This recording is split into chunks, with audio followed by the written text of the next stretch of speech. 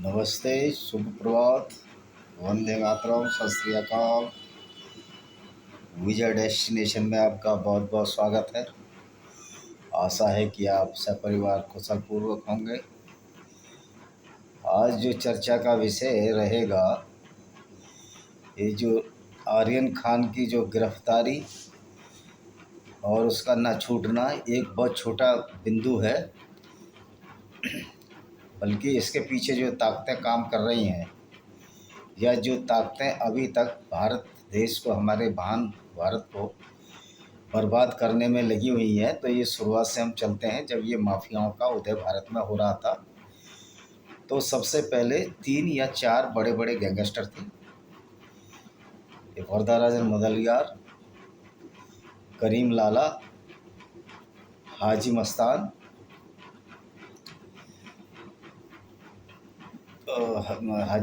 तो ये जो 3 थे, ये बड़े बड़े गैंगस्टर थे, जिसमें कि करीम लाला अफ़गानिस्तान से आया था और वरदा भाई या वरदाराजन मुदलियार तमिलनाडु से था और हाजी मस्तान भी तमिलनाडु से था।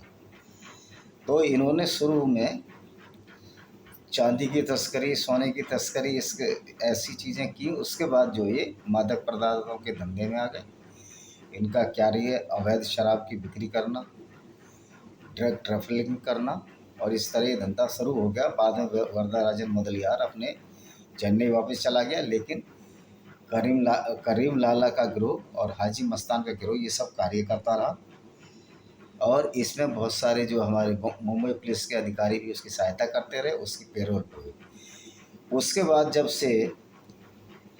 ख़त्म हो गए, पुराने गैंग ख़त्म हो गए, तो बहुत तेज़ी से एक नया गैंग उभरा, जिसको कि हम दाऊद इब्राहिम या डी कंपनी के नाम से जानते हैं। तो डी कंपनी इतनी पावरफुल हो गई इस देश में, महाराष्ट्र पुलिस इतनी निकम्मी साबित हुई कि ये दाऊद इब्राहिम का जो साम्राज्य बढ़ता रहा और ये ड्रग के धंधे, ड्रग के कारोबार में संलिप्त हो गया और बहुत सारे लोग इसके साथ चले गए। और उसके बाद इसमें एक धार्मिक फुट आ गया। धार्मिक जो असहिष्णुता है, जो कि इस्लामिक लोगों में होती है अक्सर, तो इसने बॉम्बे में धमाके करा दिए। जब चैन विस्फोट, एक्सप्लोजन शुरू हुए, तो उसमें बहुत सारे लोग मारे गए, उसमें निर्दोष लोग मारे गए। तो यहीं से कनेक्शन शुरू हुआ पॉलिटिक्स का और इन ड्रग स्मगलर्स का। तो शरद पवार ने एक स्टेटमेंट दिया उसी धमाके बीच में, जब वो चीफ मिनिस्टर था वहाँ का, कि एक धमाका मस्जिद में भी हुआ है। मतलब ये साबित करने की कोशिश की कि ये धमाके जो है इस्लामिक जिहादिस्टों ने नहीं किए हैं। लेकिन ये बात फिर झूठ पाई गई। जो नेशनल इन्वेस्टिगेशन टीम थी, उसने पाया कि ये इनका स्टेटमेंट गलत है। और उसके बाद इन्होंने उस दाऊद इब्राहिम को भागने में मदद की, उसको रोका नहीं, वो दुबई भाग गया और दुबई के रास्ते अभी वो कराची में क्लिफ्टन रोड पर रहता है। तो ये अभी देखिए, अब इसी पे आते हैं कि अनिल देशमुख, जो इनका गृह राज्य मंत्री है, था, अब नहीं है, फरार हो गया। जब उसकी जांच एनसीबी ने की और नेशनल इन्वेस्टिगेशन टीम इसकी जांच कर रही है। और उसके बाद परमवीर सिंह, जो कि हिमाचल के एक आईपीएस है, वो भी फरार हो गया, क्योंकि उसकी भी संलिप्तता पाई गई ड्रग के इस कारोबार में। तो गद्दारी आप ये देखिए कहाँ है। वो लोग तो वही कार्य कर रहे हैं जो उनको करना है। दाऊद इब्राहिम कंपनी को यही कार्य करना है, लेकिन गद्दारी हमारे हिंदू भाइयों में ज़्यादा है। उसका एक उदाहरण ये है कि अहमद शाह अब्दाली को किसने बुलाया, मोहम्मद गौरी को अटैक के लिए किसने बुलाया, जयचंद्र ने बुलाया। जबकि पृथ्वीराज चौहान उनकी पुत्री को लेकर स्वयंवर रचा लिया, तो उसमें चिढ़ में उसने बुलाया। उसके बाद देश का क्या हाल हुआ ये अब साफ जानते हो। और इस्लाम की जब मोहम्मद उन कासिम से इनके अटैक होने शुरू हो गए, उसके बाद देश जो है गर्त में गिरता ही चला गया। सनातन वैदिक धर्म का जो विनाश हुआ इस अरब के लुटेरों द्वारा, रॉबर्स द्वारा और बलात्कारियों द्वारा। और जितना ये डिस्ट्रैक्शन और और ये लोग कहते हैं कि ये जो लोग हैं, जो ये जितने भी अटैकर हुए, वो यहीं रच बस गए। इससे बड़ा झूठ कोई नहीं है। नादिर शाह आया, लूट के भाग गया। महमूद गजनवी आया, लूट के भाग गया। मोहम्मद गौरी आया, लूट के भाग गया। तैमूर लंग आया, लूट के भाग गया। और छोटे मोटे अनेकों लोग आए, वो सारे लूट कर भाग गए। और बाबर क्यों बसा, इसके पीछे बहुत बड़ा लॉजिक ये था कि बाबर के जो चाचा ताऊ थे, जो ये समरकंद के पास फरगना कस्बे का राजा था, वहाँ वो शक्तिशाली हो गए थे। तो बाबर ने यहाँ पर अपने तोपों के बदले राज्य स्थापित किया और यहीं बस गया, क्योंकि वहाँ उसके लिए कोई स्पेस था ही नहीं। तो अब आते हैं हम इस ड्रग माफिया की वजह से। अब आप ये देखिए कि जो आर्यन खान की जो सपोर्ट में कौन कौन लोग आ रहे हैं। आर्यन खान के सपोर्ट में सलमान खान आ रहा है। सलमान खान वही है जिसने शराब के नशे में कार चढ़ा दी थी गरीबों पे जो फुटपाथ पर सो रहे थे, और किसी को डरा के, किसी को धमका के, इन्होंने उसके परिवारजनों को पैसा दे के, मुआवजा दे के ये जेल से बाहर निकल आया।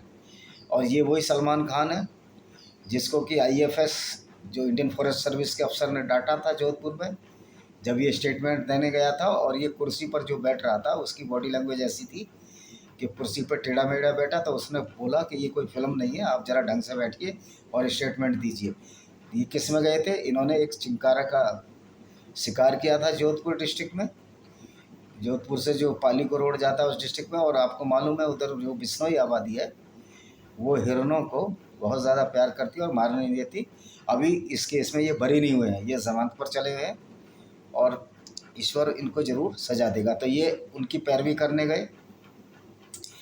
और कुछ एक्टर ऐसे हैं जो कि 3-3 दिन ड्रग लेते हैं। कल बहुत सारे विश्व सूत्रों से ज्ञात हुआ जिसमें संजय दत्त है, अगर उनकी शूटिंग नहीं चल रही होती है तो 3-3 दिन नशे में पड़े रहते हैं। सुनील शेट्टी भी यही कार्य करते हैं। जो 90 के दशक में जो बहुत सारे अभिनेता उभरे उनमें से, उसमें जैकी श्रॉफ का भी नाम है। ये सारे के सारे जो ड्रग एडिक्ट हो चुके हैं और ड्रग लेते हैं। ये अलग बात है कि जैकी श्रॉफ बहुत सारे लोगों को पसंद है, हो सकता है मेरे घर में भी किसी को पसंद हो, वो उसकी एक्टिंग की वजह से पसंद करते हो या चेहरे की वजह से, ये मैं नहीं जानता, लेकिन हम उनके क्रियाकलापों की बात कर रहे हैं। तो ये सुनील शेट्टी ने दिया है, ऋतिक रोशन ने स्टेटमेंट दिया है, वो खुद ड्रग एडिक्ट रह चुका है।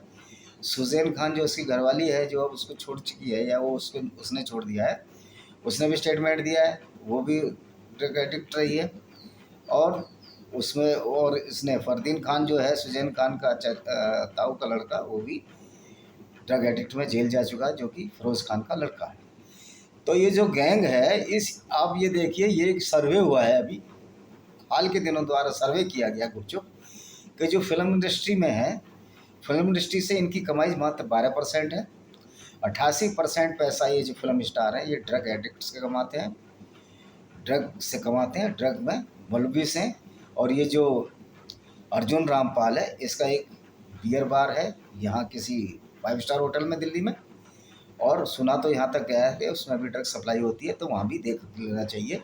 और ये पकड़ा गया था तो इसके बियर बार पर भी छापा पड़ा था, जो कि किसी होटल में है, 5 स्टार होटल है दिल्ली का। और इसका अर्जुन रामपाल का जो साला है, जो दूसरी मिसेज है इसकी, वो तो तस्कर है ही है, ड्रग तस्कर है, और वो भी जेल में बंद है, अभी उसकी जमानत नहीं हुई है। तो ये लोग जो हैं, इन्होंने दो तरह से फिल्म इंडस्ट्री को बर्बाद किया। एक तो लोगों में ड्रग की लत लगा दी, और दूसरा इन्होंने ड्रग के पैसे से इतनी कमाई की। और इनके संबंध दाऊद इब्राहिम से इसीलिए हुए कि दाऊद इब्राहिम खुद ड्रग का कारोबारी है। तो ये पैसा किस तरह से हमारे देश के खिलाफ लग रहा है आप देख लीजिए। जो दाऊद इब्राहिम जो फिल्मों में पैसे लगाता है, तो फिल्मों में तो वो नाम के लिए लगाता है, वो उसको लोगों का आईवास करने के लिए, लोगों की आंखों में धूल झोंकने के वो पैसा लगाया जाता है। असली पैसा ड्रग से लगाता है। और ये बहुत सारे फिल्म स्टार इसमें ट्रक पेडलर का भी काम करते हैं, ट्रक रखते भी हैं, ट्रक बेचते भी हैं। और इन्होंने अपने अपने लोग रखे हुए हैं, अपने नौकर रखे हुए हैं, जिससे कि डायरेक्ट फंसे ना। लेकिन जब इनके नौकर पकड़े गए पिछली बार, तो बहुत सारे लोग इनका पोल खुली। और अभी भी आर्यन खान को इसलिए जेल में है कि और बेल नहीं मिल रही है, तो उससे बड़ी पूछताछ करनी है। और इसके तार बहुत ज़्यादा दूर तक मिले हुए हैं। और इवन जो शाहरुख खान है, शाहरुख खान के भी तार भारत के जो गद्दार हैं, जो कि टोनी असाई जैसे लोगों से, और अनिल मुशर्रफ जैसों से, और ये रेहान सिद्दीकी जैसों से, जो ISI के एजेंट थे। शाहरुख खान का उनके घर आना जाना है, ये रुकते हैं, वहाँ पार्टियाँ करते हैं, दुबई में पार्टियाँ करते हैं, USA में भी पार्टियाँ करते हैं। वैसे शाहरुख खान अब यूएस से जब से नहीं गया है, जब से इसको बिल्कुल नंगा कर दिया गया था। और ये हमारी अपील है यूएस सरकार से, हालांकि अब इनको वीज़ा नहीं मिलता है, कि रेहान सिद्दीकी जैसे के लोगों पर नज़र करें। वो आईएसए का ये एजेंट है और ये पाकिस्तानी है, और जो बाइडन को इस पर देखना चाहिए। तो ये इस तरह के लोग हैं, इन्होंने जितना भी बर्बाद करना है फिल्म इंडस्ट्री के नाम पर हमारे देश के नौजवानों को बर्बाद किया है। वो नौजवान जो घरों से जाते हैं कि हम फिल्मों में काम करेंगे, एक कलाकार बनेंगे, बजाय उसके वो लोग कलाकार ना बनकर ड्रग पैडलर बन जाते हैं और देश के खिलाफ ही कार्य करने लगते हैं। तो ये जो जब दाऊद इब्राहिम का पैसा जब इधर आता है, फिर इधर से जो मुनाफा होता है, इस मुनाफे को ये डायरेक्ट तो भेज नहीं सकते खातों में, तो ये हवाले के जरिए पैसा जो फिर दाऊद इब्राहिम के पास चला जाता है। और कुछ फिल्में हैं जो बिजनेस करती हैं, वो पैसा भी दाऊद इब्राहिम के हिस्से में जाता है। कि कोई वार्तालाप जो छोटा शकील से हुई है, और बहुत सारी वार्तालाप के रिकॉर्ड भी हैं, यूट्यूब पर भी डले हुए हैं कि हम पैसा लगा रहे हैं और हमारा ही पैसा वहाँ लग रहा है, और हम जिसको चाहें उसको फिल्म में हीरो रखें या हीरोइन रखें। और इवन पटकथा भी दाऊद इब्राहिम के कहने से लिखी जाती है, क्योंकि एक ने दाऊद इब्राहिम पर एक पिक्चर बनाई और वो पिक्चर रिलीज भी हुई। तो उसमें दाऊद इब्राहिम की कुछ नेगेटिव बातें थी, तो शकील का फ़ोन आया, छोटा शकील का, वो भी रिकॉर्डेड है कि आप जो पिक्चर बना पैसा कमा, लेकिन तू अगर दाऊद का भाई, उसको भाई बोलते हैं, भाई का नाम लोगे तो ये जो है, हम जो है तेरे को वहीं गोली मार देंगे, इसमें से सीन काट, और उसको सीन काटने पड़े। ये भी सब यूट्यूब पर डला हुआ है। तो इस तरह के ये लोग हैं। तो ये जो सलमान खान है, सलमान खान का जो मैनेजर है जिसका नाम बंटी सचदे है, ये एक तरह से सलमान खान का साला भी लगता है, क्योंकि इसकी जो बहन है सीमा, इसके छोटे भाई सोहल के भी छोटे भाई से शादी हुई है। और इसकी एक बहन की शादी जो रोहित शर्मा है, जो इंडिया टीम में खेलता है, उससे हुई है, यानी उसका साला है। और ये बंटी सचदे वही है जो कि तस्करी कराता है, और इसने एक इंटरटेनमेंट कंपनी दिखाने के लिए खोल रखी है जिसमें, और दिशा साल्यान इसी कंपनी में काम करती थी जिसका मर्डर हुआ।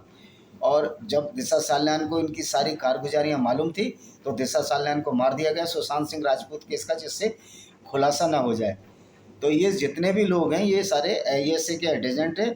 और मेरी अपील है कि ये जो पैसा जा रहा है जो दाऊद इब्राहिम को यहाँ से ड्रग पैडलर के जरिए, जिसमें शाहरुख खान जैसे और भी खान होंगे, अभी आमिर खान बोल नहीं रहा है। आमिर खान सबसे ज़्यादा इनमें अगर कोई बदमाश है तो आमिर खान ही है। ये वहाँ तुर्की की जो प्रेसिडेंट हैं उसकी घरवाली से मिलने गया, और वहाँ इसने चर्चा की कि हिंदुस्तान में मुसलमानों पर अत्याचार हो रहा है। इसके बाद इसने यहाँ स्टेटमेंट दिया, मुझे डर लग रहा है, इसको आमिर खान को और इसकी पत्नी किरण राव को भी डर लग रहा था।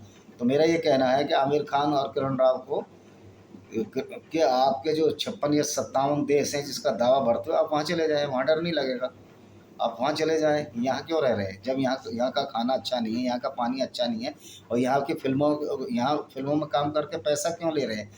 तो ये जितना भी पैसा है, ये जो ये मुस्लिम जिहादिस्ट एक्टर कमा रहे हैं। दूसरी बात है, एवरी मुस्लिम जो कि कुरान और इस्लाम को मानता, ही इज़ टेररिस्ट, क्योंकि उसकी जो आयतें हैं वो इसी तरह की हैं। तो इनकी सारों की फिल्मों को बाइकाट करो, और जो गद्दार हिंदुओं की वजह से, जैसे शरद पवार और परमजीत सिंह और देशमुख जैसे गद्दारों की वजह से इनके हौसले बढ़े हैं। जहाँ जहाँ हम गद्दारी, हमारे लोगों ने गद्दारी की है, तो इसमें कसूर हम लोगों का भी है। हमें उन लोगों को भी छांटना पड़ेगा, सॉर्ट आउट को, जो हिंदू हैं और हिंदुओं के नाम पर कलंक हैं और इन जिहादियों का साथ दे रहे हैं। तो इनकी पिक्चरों का बाइकाट करना शुरू करो, और जो एडवर्टाइजमेंट ये लोग कर रहे हैं उन सामानों का ख़रीदना बंद करो। और मेरी अपील है, जो सिनेमा वाले हैं, जो मॉल में सिनेमा होते हैं या जिस तरह के भी इनके सिनेमा हैं, उन पर इनकी जिहादियों की पिक्चरें ना लगाएं। तो इनको जो है, चोर को ना पकड़ के चोर की माँ को पकड़ो, इनको ही इनकी पिक्चरें देखना जो हम इनका बहिष्कार कर देंगे। और इस पर ड्रग वालों पर तो शिकंजा कस ही रहा है, तो इनके जो संसाधन है वो ख़त्म हो जाएंगे, वो अपने आप सरेंडर कर जाएंगे, या तो ऐसे लोग देश छोड़कर भाग जाएंगे। वैसे तो अब इस सरकार में बहुत नामुमकिन है कि ये देश छोड़कर भाग जाए, सरकार वहीं से इनको पकड़ लाएगी। तो ये इस तरह के लोग हैं भाइयों, ये देश के बहुत बड़े गद्दार हैं। और इनके ये जो अभी तो ये कल की जांच में ये भी मैं हुआ है कि उत्तर प्रदेश में और महाराष्ट्र में और ये कर्नाटक और आंध्र प्रदेश में जो स्लीपर सेल है, जो इनके जिहादियों के स्लीपर सेल है इस्लामिक टेररिज्म फैलाने के, उसको भी ये फंडिंग हो रही है, दाऊद इब्राहिम से भी हो रही है, और ये यहाँ बॉम्बे के कुछ फिल्म स्टार भी उनको फंडिंग कर रहे हैं। ये भी एजेंसी की जांच का विषय है। तो मैं ये कहना चाहता हूँ, boycott these Muslim, they are the terrorist and they are distorted the whole Sanatan Vedic culture. और हमारे वैदिक सनातन वैदिक धर्म को जितना आगादे से इस्लाम ने पहुँचाया है उतना शायद किसी ने ना पहुँचाया हो, और हिंदुओं की गद्दारी ने भी पहुँचाया है, और इन्होंने पारसियों का तो लगभग सफाया कर दिया है। तो ये जो ड्रग का काम है ये बॉम्बे इंडस्ट्री में है, ये हमारी नौजवान पीढ़ी को बर्बाद कर रहे हैं। ये हमारे आइकॉन कभी हो ही नहीं सकते।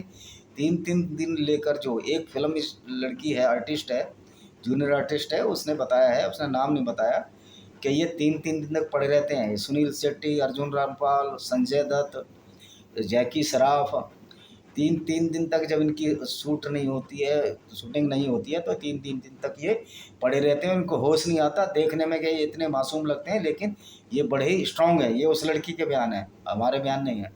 तो भाइयों, इन लोगों का बाइकाट करो। ये सारा पैसा जो कमाई का जा रहा है, ये जा रहा है आतंकवादियों को, ये जो जिहादियों को जा रहा है, ये जो कमा रहे हैं दाऊद इब्राहिम के साथ मिलके, और वो हमारे सैनिकों को मार रहे हैं। तो भाई, ऐसे लोगों का इस देश में रहने का हक है जो हमारी सेना पर ही अटैक और हमारे पैसे से करा रहे हैं। सबसे बड़ा मूर्ख हम ही लोग हैं जो इनकी फिल्में देखने जा रहे हैं। और ये जो आतंकवादी जो पकड़े गए हैं उसमें एक का खुलासा हुआ है कि हमको फंडिंग जो है दाऊद इब्राहिम कर रहा है। और दाऊद इब्राहिम को फंडिंग कौन कर रहे हैं ये आप जानते ही हैं, उसका ड्रग का कारोबार है। और ये उड़ीसा भी बहुत बड़ा स्टेट है जहाँ की ड्रग की कारोबार चल रहा है। ये नवीन पटनायक को भी इसमें देखना चाहिए। उड़ीसा झारखंड के रास्ते ये नेपाल जाता है, और नेपाल के रास्ते ये थाईलैंड में इनकी फैक्ट्री है, रिफाइनरी है, वहाँ ये साफ़ होता है और कोकीन बनती है। और कुछ जो अफ्रीका से भी रिफाइंड होकर आता है। ये जितने नाइजीरियंस हैं जो विदेशी हैं, चाहे वो दिल्ली में रह रहे हैं, इसमें 99% जो ट्रक के कारोबार में संलिप्त हैं, और ये पाया गया है। तो ये दिल्ली पुलिस का भी कार्य बनता है, और सरकार का सबसे बड़ा कार्य है। अभी सरकार बहुत अच्छी है, तो इस सरकार को ये पर कठोर कार्रवाई करनी चाहिए, और इस तरह की कार्रवाई करनी चाहिए कि इनकी 7वां पीढ़ी है इन फिल्म स्टारों की, जो इस तरह के कामों में मशहूर आगे से ये काम करने की सोचे भी ना। और आर्यन खान को बिल्कुल बेल नहीं मिलनी चाहिए, क्योंकि उसके पास और बहुत सारी धाराएँ लगी हैं। अब उसमें बेल मिलना मुश्किल है, 6 महीने उसको बेल नहीं मिलेगी। और क्योंकि सारे संबंध जब तक उजागर ना हो जाए, और कस्टडी में दोबारा रिमांड में इसको लेना चाहिए एनसीबीसी को। एनसीबीसी अपना कार्य ठीक कर रही है, और उसको इसलिए टारगेट नहीं किया जा रहा है कि वो मुसलमान है, उसको इसलिए टारगेट किया जा रहा है कि वो ड्रग एडिक्ट है और ड्रग पेडलर के साथ मिला हुआ है। अगर वो मुसलमान है तो उसको ये हक नहीं मिल जाता कि वो ड्रग भी पिएगा। और जैसे मोहम्मद अजहरुद्दीन ने कहा था कि मैं मुसलमान हूँ, इसे टारगेट किया जा रहा है। तो ये विक्टिम कार्ड खेलते हैं जब ये फंसने लगते हैं अपने कुकर्मों की वजह से। और ये इवन उस रसूलुल्लाह को भी उसको डिफेंड करते हैं, जो कि ट्रेंच में कितनी सारी उसने लड़ाइयाँ लड़ी, और ऊद की लड़ाई में उसका दांत भी तोड़ गया था। और जब वो दूसरी सेना को मार देता था तो उसको जो स्त्रियाँ थी उनको आपस में बांट लेते थे और लूट लेते थे। उसको माले गनीमत कहते थे, और उनको मार के जो यहूदियों को मारा। इवन ये मोहम्मद रसूलुल्लाह अपनी माँ की कब्र पर भी नहीं गया, क्योंकि ये पहला मुस्लिम था और वो काफिर थे उनके हिसाब से। तो ये उन लोगों के ये फॉलोवर हैं, तो आप इनसे बहुत ज़्यादा उम्मीद नहीं कर सकते। जाहिल और गंवार लोग हैं, और जहाँ तर्क के बदले तलवार यूज करने लगे तो समझो आदमी की बुद्धि भ्रष्ट हो चुकी है कि तर्क में वो हार रहा है, इसलिए तलवार ले रहा है। और यही काम इस्लाम के पैरोकारों ने शुरू से किया है। लूट मार, लुटेरे, बर्बर, हत्यारे और बलात्कारी लोग हैं, और उसी को ये फॉलो कर रहे हैं। जो ये हमारे सलमान भाई हैं और आमिर भाई हैं, और ये शाहरुख खान ये गुंडा भाई हैं, और दाऊद इब्राहिम गुंडा भाई भी यही कार्य कर रहा है। इसी के साथ मैं अपने वीडियो को विराम देता हूँ, इस निवेदन के साथ कि आप इनकी पिक्चरों का बाइकाट करो, जिसमें ये एडवर्टाइजमेंट करते हैं उनका भी बाइकाट करो। उन वस्तुओं को मत खरीदो। वंदे मातरम, जय हिंद।